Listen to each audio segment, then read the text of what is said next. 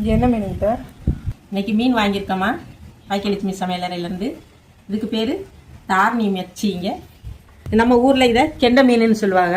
இன்றைக்கி இந்த மீனை வச்சு ஃப்ரை பண்ணிடலாம். இங்கே பாருங்கம்மா, மீன் க்ளீன் பண்ணியாச்சு. இப்போ இதில் மசாலா போட்டு பார்த்துடலாம்.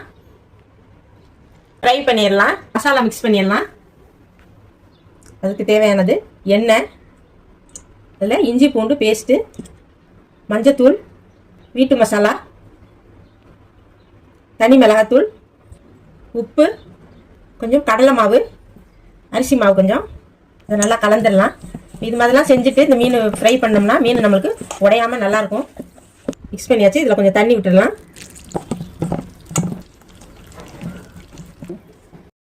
இந்த மாதிரி மசாலா சேர்த்து செய்யும்போது மீன் ரொம்ப நல்லாயிருக்கும், டேஸ்ட்டாகவும் இருக்கும், உடையாமையும் இருக்கும், பார்க்குறதுக்கு அழகாக இருக்கும். அப்போ பிள்ளைங்க வந்து விரும்பி சாப்பிடுவாங்க அந்த மீன்.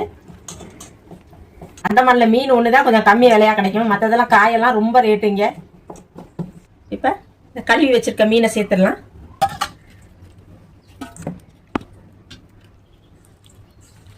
இதெல்லாம் நல்லா மிக்ஸ் பண்ணிடுவோம்.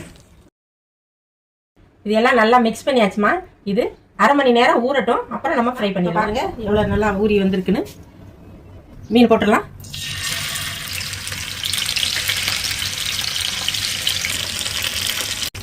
ஒரு பக்கம் வெந்துருச்சு, இன்னொரு பக்கம் திருப்பி போட்டுடலாம். திருப்பி போட்டாச்சு. இதில் ஒரு 2 நிமிஷம் இருந்தோடனே எடுத்துடலாமா. நம்மளோட தார்னி மச்சி, அதாவது கெண்டை மீன் வறுவல் ரெடி ஆயிடுச்சு. எடுத்து பார்த்துடலாம்.